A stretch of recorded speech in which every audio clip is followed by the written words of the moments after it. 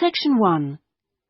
You will hear a man telephoning a sports club to ask about membership and facilities. First, you have some time to look at questions 1 to 4.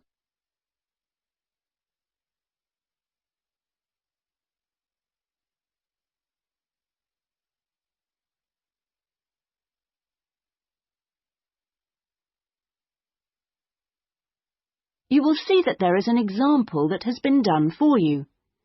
On this occasion only, the conversation relating to this will be played first. Good morning. Sorry, it's gone 12. I'll start again. Good afternoon, Kingswell Sports Club. How can I help you? Oh, good afternoon. I was wondering if you could give me some information about membership and facilities. The name of the sports club is Kingswell, so Kingswell has been written in the space. Now we shall begin. You should answer the questions as you listen, because you will not hear the recording a second time. Listen carefully and answer questions 1 to 4. Good morning. Sorry, it's gone 12. I'll start again. Good afternoon, Kingswell Sports Club. How can I help you? Oh, good afternoon. I was wondering if you could give me some information about membership and facilities. Of course. What would you like to know? Do you have tennis courts, for example? No, I'm afraid we don't. We're primarily a golf club. What about football? I heard you had a team. No, I'm sorry. Perhaps you're thinking about Fresham Sports Centre. Oh, right. I know it. I played badminton there. Have you? They've got a lot of facilities we don't have, and vice versa. We do have a Keep Fit studio, which is very popular with members, and then as well as that, there's swimming, of course. That's good. I like to swim every day. We have a range of classes, too. Do you have judo classes? I'm keen to learn. Well, at the moment, we offer kickboxing. We're planning to add judo and stretch classes soon. We're currently running a range of yoga classes, too. What about relaxing after exercise? I assume you have a restaurant or something? At the moment, we've got a salad bar, which is very popular. We'll also have a fully licensed restaurant by the end of the year. Sounds good. Before you hear the rest of the conversation, you have some time to look at questions 5 to 10.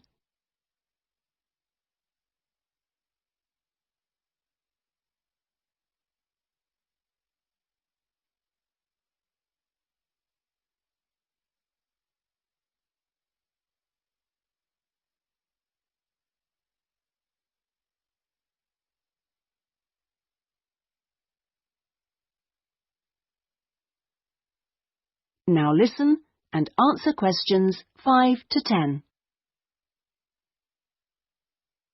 What kind of membership are you interested in? Not really sure.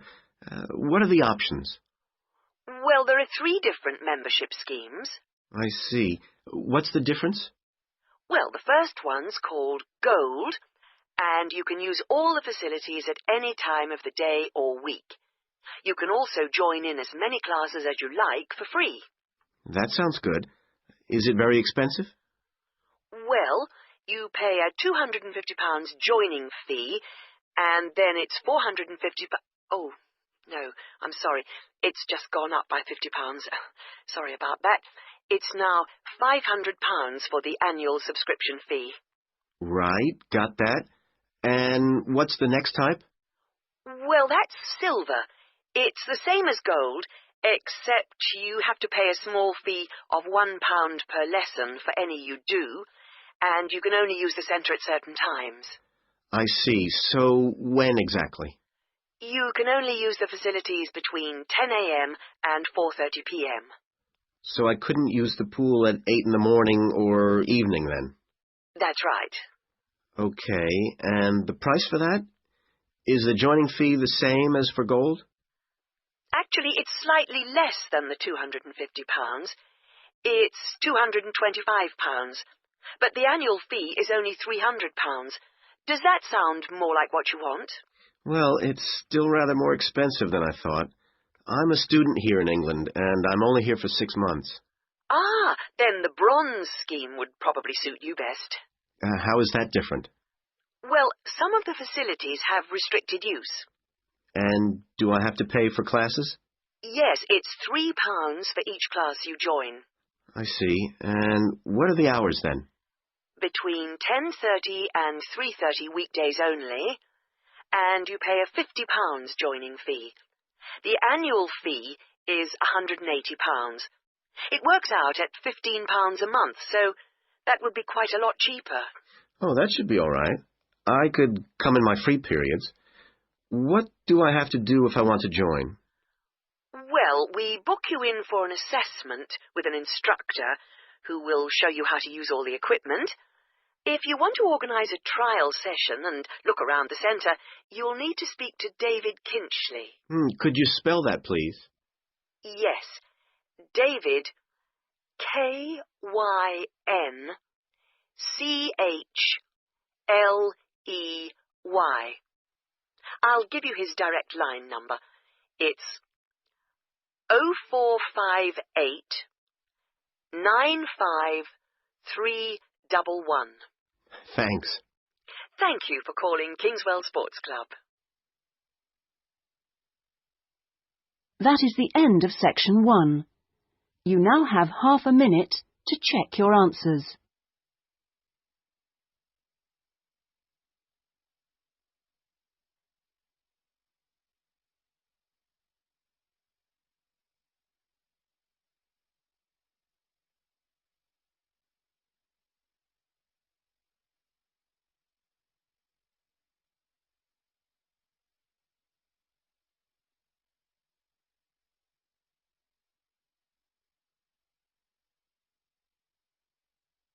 Now turn to section 2.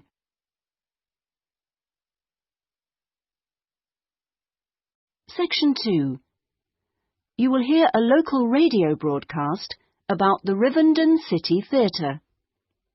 First, you have some time to look at questions 11 to 16.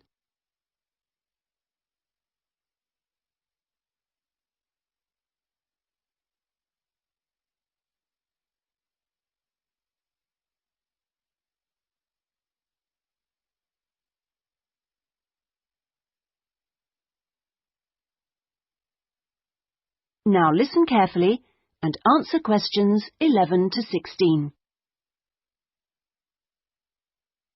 And here on Radio Rivendell, we have Lynn Rawley, the Public Relations Officer of our own Rivendell City Theatre. Hello, Lynn. Hello. Now, the theatre is reopening soon after its 3-year redevelopment program, isn't it? That's right, and there are a lot of improvements. The first thing people will see when they go in is that the foyer has been repainted in the original green and gold. Then the box office has been reoriented with its own access from the side of the building instead of through the foyer, which means it can be open longer hours and has more space too. The shop that used to be in the foyer, which sold books and CDs, is the one part of the redevelopment which isn't yet complete. The plan is to find new premises for it near the theatre, and we've had difficulty finding somewhere suitable. We hope to reopen the shop in the next few months. Will audiences find any difference in the auditorium? Yes, we've increased the legroom between the rows. This means that there are now fewer seats, but we're sure audiences will be much happier. And we've installed air conditioning so it won't get so hot and stuffy. We already had a few seats which were suitable for wheelchair users, and now there are twice as many, which we hope will meet demand. Something else that will benefit audiences is the new lifts. The two we used to have were very small and slow. They've now gone, and we've got much more efficient ones. Anything for the performers? Yes, we've made a number of improvements backstage. The small, dark dressing rooms we used to have been converted into 2 large, airy rooms, so they're much more comfortable now. And the state-of-the-art electronic sound and lighting systems have been installed. Before you hear the rest of the talk, you have some time to look at questions 17 to 20.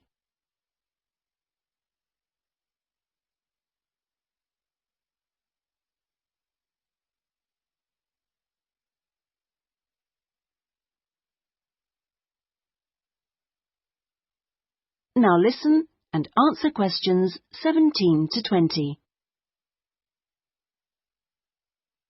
Okay, so what's the first play that audiences can see when the theatre reopens?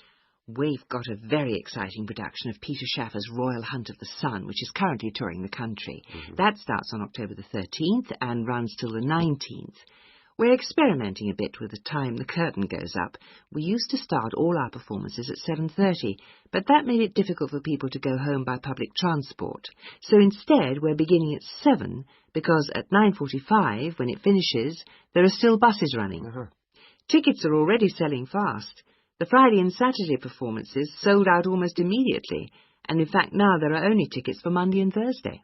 How much are they? We've introduced a simpler price structure. Ticket prices used to range from £6 to £30, but now they're all £18. They're available from the box office, in person, by phone, fax or post, or online. Okay, Lynn, now if you'd like to give the contact details for the theatre so that our listeners... That is the end of section 2. You now have half a minute to check your answers.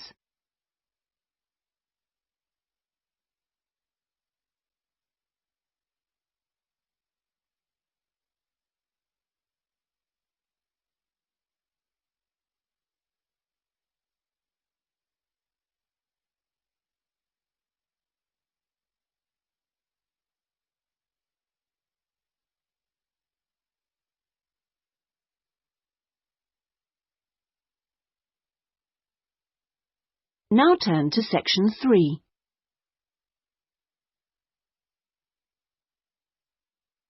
Section 3. You will hear a man inquiring about college courses. First, you have some time to look at questions 21 to 25.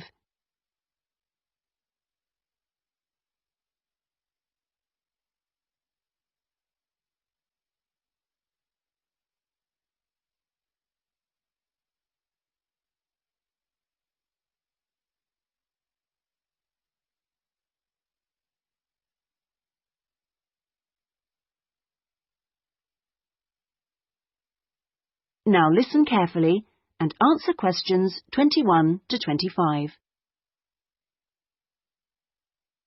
Hi, can I help you? I was told to come here because I'd like to talk to someone about taking a management course. Right, I'm one of the tutors, so I should be able to help you. Oh, good. My name's Brian Ardley. I've decided to enrol on a part-time management course. A friend of mine took one last year and recommended it to me. Right. Is there anything I should do before the course, like reading or anything? We prefer to integrate reading with the course, so we don't give out a reading list in advance. But we like people to write a case study describing an organisation they know. I've already done that, as my friend told me you wanted one. But would it be possible to sit in on a teaching session to see what it's like? I haven't been a student for quite a while. Fine. Just let me know which date and I'll arrange it with the tutor. Now, could I ask you about the college facilities, please? Anything in particular? Well, the course is 1 day a week, all day, isn't it? So presumably it's possible to buy food. Yes, the refectory's open all day. Does it cater for special diets? I have some food allergies. Provided you warn the refectory in advance, it won't be a problem. Good. What about facilities for young children? I'd like to bring my daughter here while I'm studying. How old is she? 3. Then she's eligible to join the nursery, which is supervised by a qualified nursery nurse. The waiting list for a place is quite long, though, so you ought to apply now. OK. I don't know if our careers advice service would be of any interest to you. Yes, it might help me decide how to develop my career after the course. The centre has a lot of reference materials and staff qualified to give guidance on a one-to-one basis. I noticed a fitness centre next to the college. Is that for students? It's open to everyone, but students pay an annual fee that's much less than the general public pay. And presumably the college library stocks newspapers and journals as well as books. Yes, and there's also an audio-visual room for viewing and listening to videos, cassettes and so on. Is there also access to computers? Yes, your tutor will need to arrange with the technical support team for you to get a password, so ask him or her about it when you start the course. OK. Before you hear the rest of the conversation, you have some time to look at questions 26 to 30.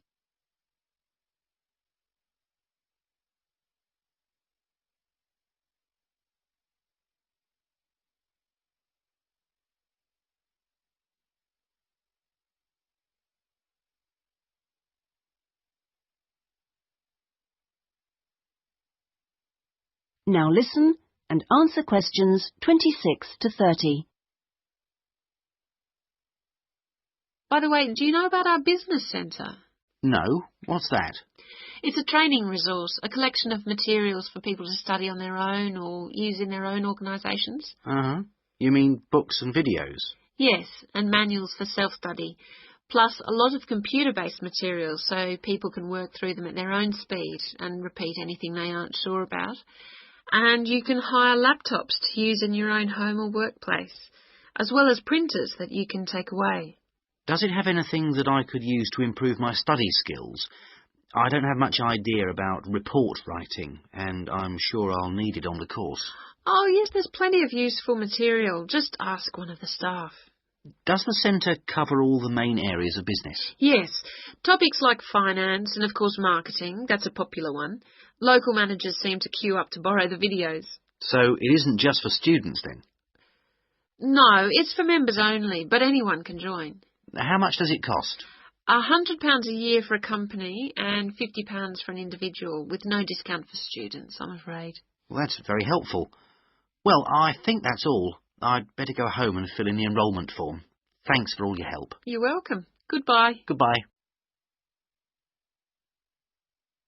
That is the end of section 3. You now have half a minute to check your answers.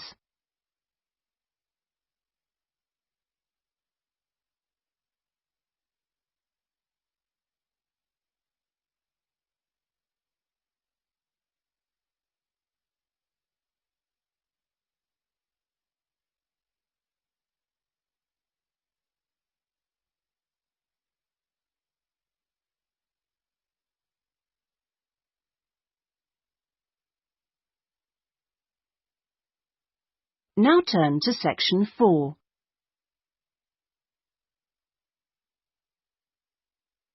Section 4.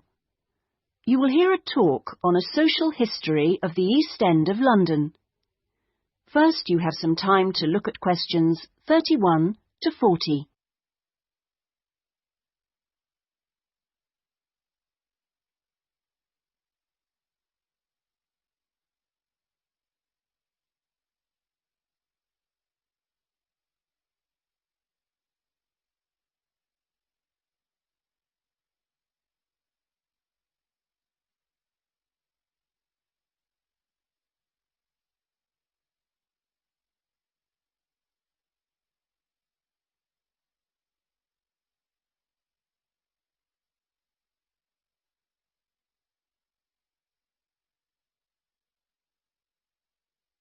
Now listen carefully and answer questions 31 to 40. In the last few weeks, we've been looking at various aspects of the social history of London. And this morning, we're continuing with a look at life in the area called the East End. I'll start with a brief history of the district and then focus on life in the first half of the 20th century. Back in the 1st to the 4th centuries AD, when the Romans controlled England, London grew into a town of 45,000 people, and what's now the East End, the area by the River Thames and along the road heading north-east from London to the coast, consisted of farmland with crops and livestock, which helped to feed that population. The Romans left in 410, at the beginning of the 5th century, and from then onwards, the country suffered a series of invasions by tribes from present-day Germany and Denmark, the Angles, Saxons and Jutes, many of whom settled in the East End. The technology they introduced meant that metal and leather goods were produced there for the first time. And as the East End was by the river, ships could transport goods between there and foreign markets. In the 11th century, in 1066 to be precise, the Normans conquered England, and during the next few centuries London became one of the most powerful and prosperous cities in Europe. The East End benefited from this, And because there were fewer restrictions there than in the city itself, plenty of newcomers settled there from abroad, bringing their skills as workers, merchants or moneylenders during the next few hundred years. In the 16th century, the first dock was dug, where ships were constructed, eventually making the East End the focus of massive international trade.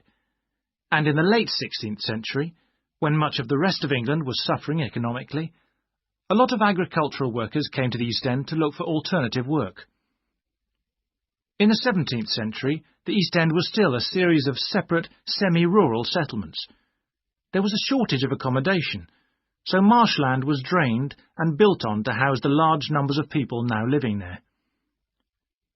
By the 19th century, London was the busiest port in the world, and this became the main source of employment in the East End. Those who could afford to live in more pleasant surroundings moved out, and the area became one where the vast majority of people lived in extreme poverty and suffered from appalling sanitary conditions.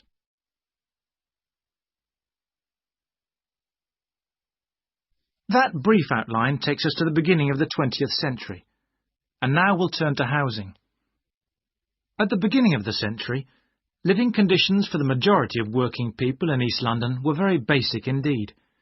Houses were crowded closely together, and usually very badly built, because there was no regulation. But the poor and needy were attracted by the possibility of work, and they had to be housed. It was the availability rather than the condition of the housing that was the major concern for tenants and landlords alike. Few houses had electricity at this time, so other sources of power were used, like coal for the fires which heated perhaps just one room. Of course, the smoke from these contributed a great deal to the air pollution for which London used to be famous. A tiny, damp, unhealthy house like this might well be occupied by 2 full families, possibly including several children, grandparents, aunts and uncles.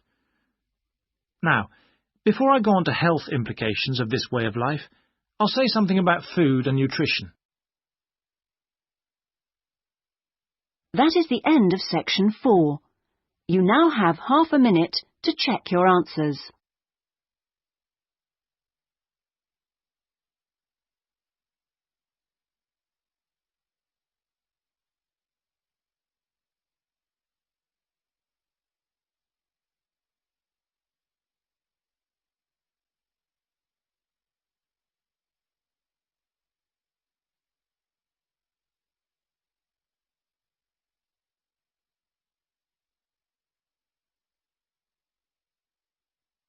That is the end of the listening test.